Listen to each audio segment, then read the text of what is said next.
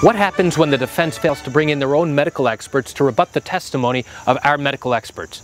Would you like to learn what happens? Come join me as I share with you this remarkable information. Hi, I'm Gerry Oginski. I'm a New York medical malpractice and personal injury trial lawyer practicing law here in the state of New York. During the course of trial, whether it's a medical malpractice case, an accident matter, or even a wrongful death matter, we will be required to bring in medical experts to show the extent of your injuries and your damages. When the defense attorney gets up to cross-examine each of the medical experts, his goal is to try and minimize and reduce the impact of the significance of your injuries. Now, what if he makes a tactical decision not to bring in his own medical experts to rebut the testimony of our own medical experts? Well, a number of things can happen.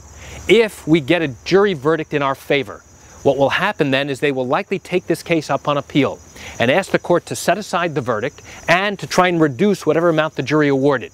In all likelihood, if the defense has failed to call in their own medical experts, the appellate court, which is the higher court that now reviews this particular verdict, they are going to look to see what testimony and what evidence the defense brought in to rebut and show that the plaintiff's experts were incorrect or not accurate. And if the defense has tactically chosen not to bring any medical experts, now the appellate court is only going to have the plaintiffs, our own medical experts, to rely on the significance of the client's injuries, of our client's injuries.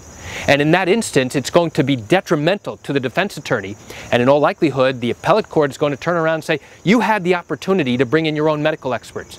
You chose not to. So now the only thing we can go by are the medical experts who did come in and testify. And based upon that information, we are now going to uphold the verdict. And that can happen. It can be extremely detrimental to the defense if they fail to come in with their own medical expert to rebut our own medical experts that testify. Why do I share this great information with you? I share it with you just to give you an insight and an understanding into what can happen during the course of a trial, and especially if the defense makes this tactical decision not to bring in their own medical experts. You know, I realize you probably have questions of your own. Well, if your matter happened here in the state of New York and you do have legal questions, what I encourage you to do is pick up the phone and call me. I can answer your legal questions. This is something I do every single day, and I welcome your call. You can reach me at 516-487-8207 or by email at Gerry, Gerry, at Oginski-law.com. That's it for today's quick video. I'm Gerry Oginski. Have a great day.